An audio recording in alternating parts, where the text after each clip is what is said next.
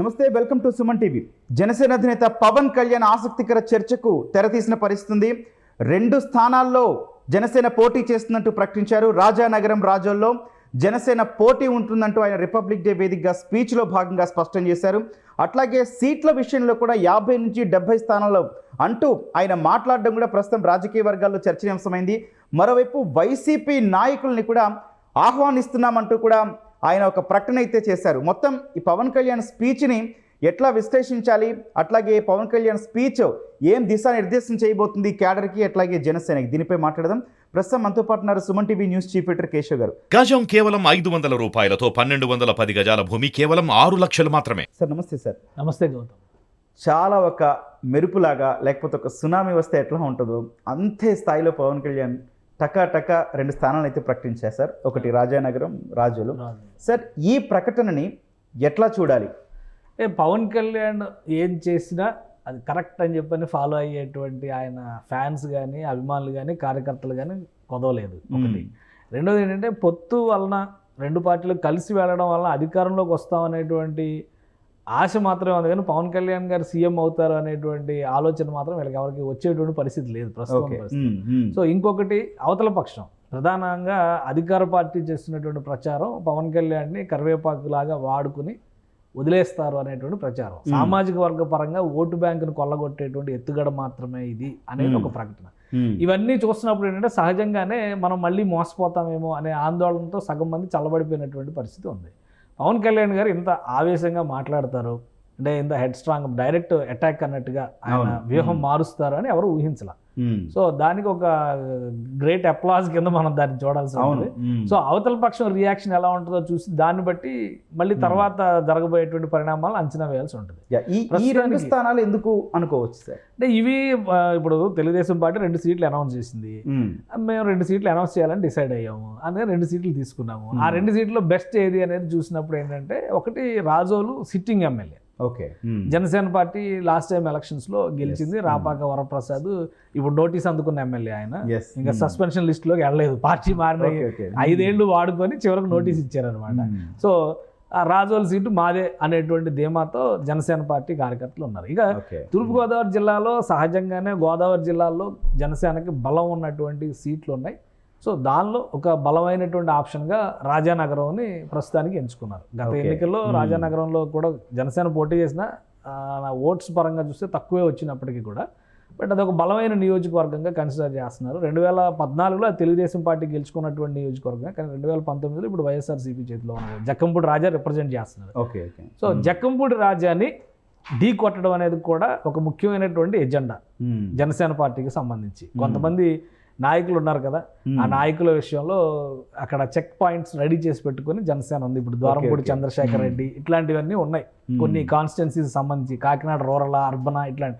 ఆ క్రమంలోనే ఇది రాజానగరంని 2వ కాన్స్టిట్యున్సీ కింద డిక్లేర్ చేశారు. ఇట్లా ఒక 20 నుంచి 25 కాన్స్టిట్యున్సీస్ లిస్ట్ అయితే పవన్ కళ్యాణ్ టీం దగ్గర రెడీగా ఉంది.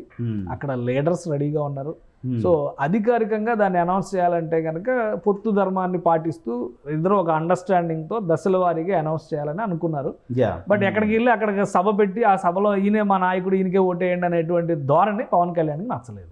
అందుకనే ఈ బ్రేక్ త్రూ అనేది జరిగిందని అనిపిస్తుంది. సార్ ఇంకొక పాయింట్, ఎందుకంటే పవన్ కళ్యాణ్ పొత్తు అనౌన్స్ చేసిన దగ్గర నుంచి కూడా ఇంట్రెస్టింగ్ ఫ్యాక్ట్ ఏంటి అని అంటే, ఎన్ని సీట్లో జనసేన పోటీ చేస్తుంది అని.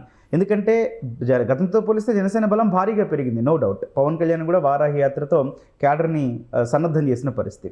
పవన్ నోటనే 50 నుంచి 70 స్థానాలన్న మాట వచ్చింది కదా. సో దీన్ని ఎట్లా అర్థం చేసుకోవాలి? ఆ నెంబర్లో ఏదో నెంబర్ తీసుకుంటారు అనుకోవచ్చా? అంటే ఒక 2 రోజుల నుంచి ఒక లెటర్ వైరల్ అవుతుంది. అచ్చెన్నాయుడు గారు సంతకం పెట్టారు, జనసేన పార్టీకి 63 సీట్లు ఇస్తారు, తెలుగుదేశం పార్టీ 112 స్థానాల్లో పోటీ చేయబోతుంది. ఈ మేరకు మేము ఒక ఒప్పందానికి వచ్చేసాం, అగ్రనేతలు నిర్ణయం తీసుకున్నారు కాబట్టి మీరు అందరూ సహకరించాలి అని అచ్చెన్నాయుడు గారు సంతకం చేసి తెలుగుదేశం పార్టీ లెటర్ హెడ్ మీద వైరల్ అవుతాం. ఇది ఫేక్ లెటర్ అని చెప్పని తెలుగుదేశం పార్టీ నాయకులు అనౌన్స్ చేశారు. సో ఆ నేపథ్యంలో చూస్తే కనుక, అలానే ఈ మధ్య కాపు సంక్షేమ సేనకు సంబంధించి హరిరామ జోగయ్య గారు కూడా ఒక లెటర్ రాశారు. ఒక 60 నుంచి 62 సీట్లు, 61 సీట్లకి సంబంధించి ఒక లిస్టు పెట్టారు. అంటే ఇన్ని చోట్ల బలం ఉంది, ఎంతమంది నాయకులు ఉన్నారు అనేటువంటిది. వీటన్నిటికంటే ఇప్పుడు మేజర్ చేంజ్ ఏంటంటే, జనసేన పార్టీలోకి కీలకమైనటువంటి నాయకులు వలస రావడానికి సిద్ధంగా ఉన్నారు. ఓకే. ఒకరు, ఇద్దరు, ముగ్గురు, నలుగురు అంటే అలా లెక్కేస్తే ఒక 10 మంది నుంచి 20 మంది దాకా రెడీగా ఉన్నారు. ఓకే. ఇది వాస్తవం. ఎందుకంటే మనం ఇప్పుడు చూసాము వల్లభనేని బాలశౌరి అవును సిట్టింగ్ ఎంపీ మచిలీపట్నం కాన్స్టిట్యున్సీకి అధికార పార్టీ నుంచి రాజశేఖర రెడ్డి గారి టైం నుంచి కూడా వైఎస్ ఫ్యామిలీకి వీర విధేయుడు అనేటువంటి పేరుంది. ఢిల్లీలో రాజశేఖర రెడ్డి గారు మొదటిసారి 2004లో ఆయన సీఎం అయినప్పుడు ఢిల్లీలో ఎంపీల కోఆర్డినేషన్ బాధ్యత, ఢిల్లీ వ్యవహారాలు మొత్తం బాధ్యత కూడా బాలశౌరి చేతిలో పెట్టారు. ఓకే. సో అంత రిలేషన్ ర్యాపో ఉన్నటువంటి ఈవెన్ ఇప్పటికి కూడా జగన్మోహన్ రెడ్డి గారికి అంత క్లోజ్గా ఉండేటువంటి వ్యక్తి. కానీ అక్కడ అంతర్గత రాజకీయాల్లో భాగంగా ఆయనకి ఈసారి సీట్ ఇవ్వకపోవచ్చు అనేటువంటి సందేహాలు నేరుగా జగన్మోహన్ రెడ్డి గారు చెప్తేనే ఆయన బయటకు వస్తారు. లేదంటే అంత క్లోజ్ క్వార్టర్ ఎలా బయటకు వస్తుంది చెప్పండి. మనం ఏదో బయట నుంచి ఊహాగానాలు మన పేపర్లో వచ్చిన వార్తలు చూసైతే వాళ్ళు బయటికి రారు కదా. సో లోపల ఏదో జరిగింది, ఆయన బయటికి రావాలనుకున్నారు. తెలుగుదేశం కంటే జనసేనని బెస్ట్ చాయిస్గా తీసుకుని ఇంకోటి ఆయన ఒక్కడే రాడు, ఆయనతో పాటు ఆయన కొడుకు కూడా జాయిన్ అయ్యాడు.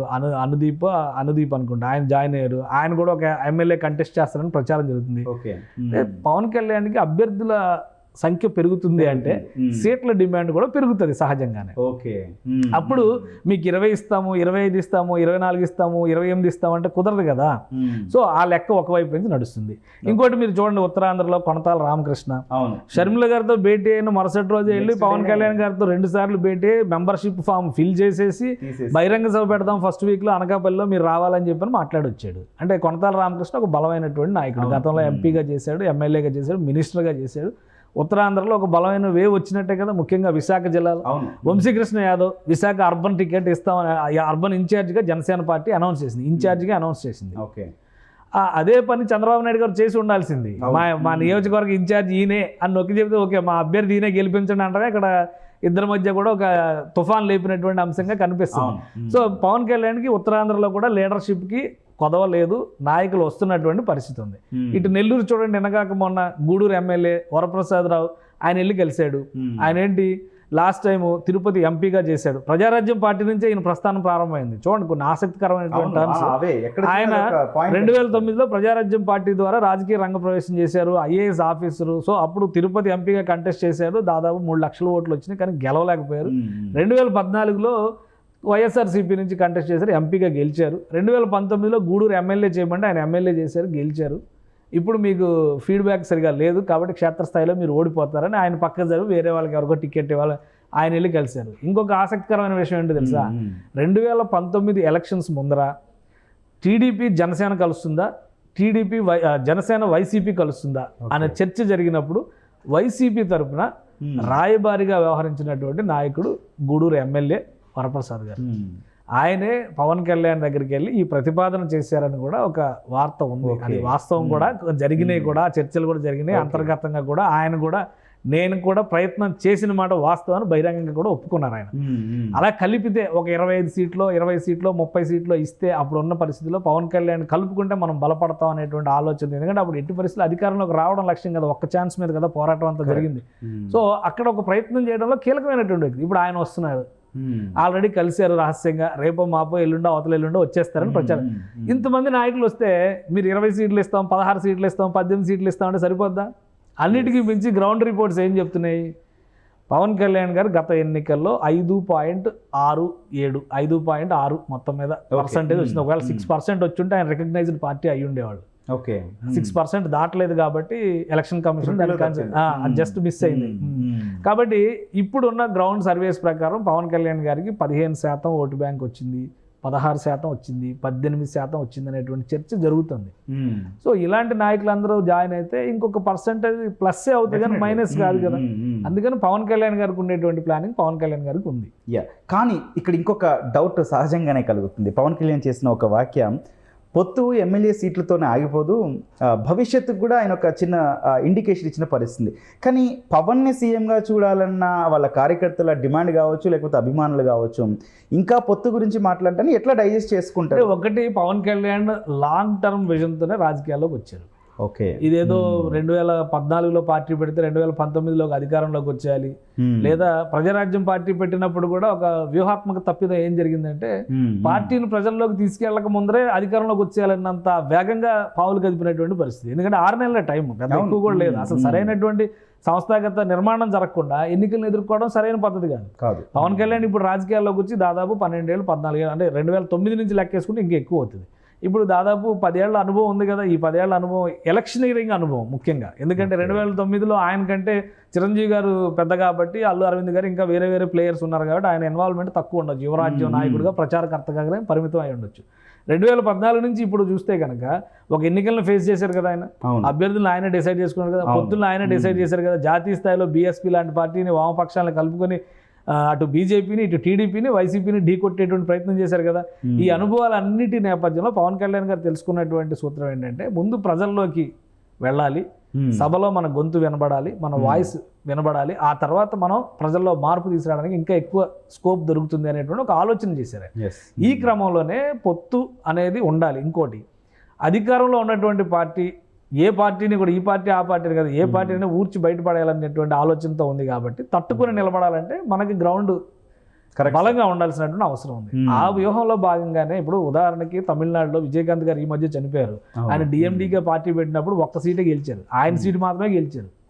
పవన్ కళ్యాణ్ గారు దురదృష్టవశాత్తు ఆయన సీటు గెలవాల, ఒక సీటే గెలిచారు. ఆయన కూడా రాపాక వరప్రసాద్ లాంటి వ్యక్తితో గెలిచారు. ఆయన మళ్ళీ జంప్ జిల్లాని అయ్యారు, అది వేరే కథ. కానీ అదే డిఎండికే తర్వాత ఎలక్షన్స్కి అలయన్స్లోకి వెళ్ళిన తర్వాత 25 సీట్లు గెలిచినటువంటి పరిస్థితి వచ్చింది. సో ఆ తర్వాత పార్టీ బలోపేతం చేసే క్రమంలో ఆయన ఆరోగ్యం క్షీణించడం, అక్కడ ఉన్నటువంటి రాజకీయ పరిణామాలు, సో అది జరిగింది. బట్ ఒక పార్టీగా ముందు అస్తిత్వాన్ని నిలబెట్టుకుంటే తర్వాత రాజకీయ పోరాటం చేయడానికి కావాల్సినటువంటి బలం చేకూరడం అనేది సాధ్యమవుతుంది. అదే వ్యూహంతో పవన్ కళ్యాణ్ గారు ఒక్కొక్క అడుగు ముందుకు వేస్తున్నారు. ఇన్ని రోజులు ఎవరిని పెడితే వాళ్ళని పార్టీలో చేర్చుకోలేక పవన్ కళ్యాణ్ గారు రమ్మంటే రారా వీళ్ళందరూ నాయకులు, ఎందుకు చేర్చుకోలేదు? ఆయన ఒక వ్యూహాత్మకంగా కొన్ని విలువలు, సిద్ధాంతాలు, విధానాలకు కట్టుబడి పార్టీని నడిపిస్తూ వచ్చారు. ఇప్పుడు ఎన్నికల్లో గెలవడం అనేటువంటి ఒక లక్ష్యాన్ని ముందు పెట్టుకున్నటువంటి నేపథ్యంలో బలమైన నాయకత్వాన్ని, తన సిద్ధాంతాలకి ప్రేరేపితమైనటువంటి నాయకత్వాన్ని, ఉదాహరణకి కొనతాల రామకృష్ణ గారు ఉన్నారు. ఆయన ఎందుకు రాజకీయంగా దూరం జరిగిపోయి మరి ఉత్తరాంధ్ర సమస్యల మీద పోరాడుతున్నారు? ఈ తరహా రాజకీయాలు నచ్చకే కదా. ఇప్పుడు పవన్ కళ్యాణ్ గారు చెప్తుంది అదే కదా. ఇలాంటి రాజకీయాలు కాదు, ప్రజల కోసం చేసే రాజకీయం కావాలని కదా చెప్తుంది. ముద్రగడ సెకండ్ ఇన్నింగ్స్ కూడా రేపు ముద్రగడ కూడా జాయిన్ అవుతారు. ముద్రగడ జాయిన్ అయితే జనసేన పార్టీ బలం అమాంతం రెట్టింపు అవుతుంది. ఇది ఖచ్చితంగా కాపు సామాజిక వర్గంలో విస్తృతమైనటువంటి, అంటే ముద్రగడ సింగిల్గా వస్తే ఆయన బలం ఎంత, ఆయన ఏమన్నా జాతీయ నాయకుడు, ఈ చర్చలన్నీ పక్కన అనవసరం కూడా, సామాజిక వర్గాల పరంగా ఇన్ఫ్లుయెన్స్ చేయగలిగేటువంటి బలమైనటువంటి వ్యక్తి ఆయన. పవన్ కళ్యాణ్తో కనుక చేరితే నిప్పుకి గాలి తోడైనట్టు అంటారు కదా, ఆ టైప్ లో ఖచ్చితంగా ఆ ప్రభావం ఎక్కువగా ఉంటుంది. సో ఈ బలాలన్నీ పెరుగుతున్నటువంటి తరుణంలో మిత్రపక్షంగా ఉన్నటువంటి తెలుగుదేశం కూడా ఒక రకమైన ఆందోళనకు గురి కావచ్చు. అసలు పెద్దన్న పాత్ర మంది కదా, వీళ్ళందరూ వస్తే మన పరిస్థితి ఏంటని, సో మనోడు ఇక్కడ ఉన్నాడు, మనోడు అక్కడ ఉన్నాడు అని అనౌన్స్మెంట్ ఆవేశంలో చేసి ఉండొచ్చు. ఇవన్నీ కూడా సరిదిద్దుకుంటేనే మైత్రి బంధం అనేది బలంగా ముందుకు సాగుతుంది. పవన్ కళ్యాణ్ చెప్పినట్టుగా ఈ ఎన్నికల తర్వాత ఇంకా అనేక అంశాలు వస్తాయి. ఆ నామినేటెడ్ పదవుల దగ్గర నుంచి కూడా అక్కడ కూడా జనసేన కోట జనసేనకు రావాల్సిన అవసరం ఉంటుంది కదా. సో ఇవన్నీ దృష్టిలో ఉంచుకునే మీరు ఆవేశపడొద్దని చెప్తున్నారు ఆయన. వీళ్ళందరూ ఆవేశపడి ఇప్పుడు ఇమీడియట్గా తెగదెంపులు చేసుకుంటే లబ్ధి పొందేది ఎవరు? ఈయన కాదు, ఆయన కాదు, వేరే ఆయన కదా చెప్తుంది ఆయన. అందుకనే సంయమనం పాటించండి, రాబోయేది ఇంకా చాలా విస్తృతమైనటువంటి సమయం ఉంది, దానికి ప్రిపేర్ అయి ఉండండి అనేటువంటి ఉద్దేశంతోనే పవన్ కళ్యాణ్ ఆ స్టేట్మెంట్ ఇచ్చినట్టుగా కనిపిస్తుంది. చాలా మంచి విశ్లేషణ sir, fine, thank you. Right, ఇది మొత్తంగా జనసేనాని అయితే సమర వ్యూహం అంటే సమరశంఖం పూరించినట్టే కనిపిస్తుంది. రెండు పార్టీల ఆ రెండు స్థానాల్లో ఆయన అభ్యర్థులను అయితే ప్రకటించిన పరిస్థితి ఉన్నా కూడా ఆయన 50 నుంచి 70 స్థానాలు అన్న దగ్గర మాత్రం జనసేన కార్యకర్తలు కావచ్చు, నాయకుల్లో కావచ్చు ఒక ఆశాభావం పెరిగింది. ఇంకొక వైపు చూస్తే జనసేనలోకి వలసలు, అట్లాగే జనసేనలో చేరే నాయకుల సంఖ్య పెరుగుతున్న నేపథ్యంలో మరి సీట్ల విషయంలో కూడా క్లారిటీ వచ్చే అవకాశం ఉంది. ఇప్పటి వరకు చూస్తే జనసేనాని ఈసారి ఎన్నికల్లో చాలా కీలకంగా వ్యవహరించబోతున్నారు అన్నది మాత్రం సుస్పష్టం. Thank you.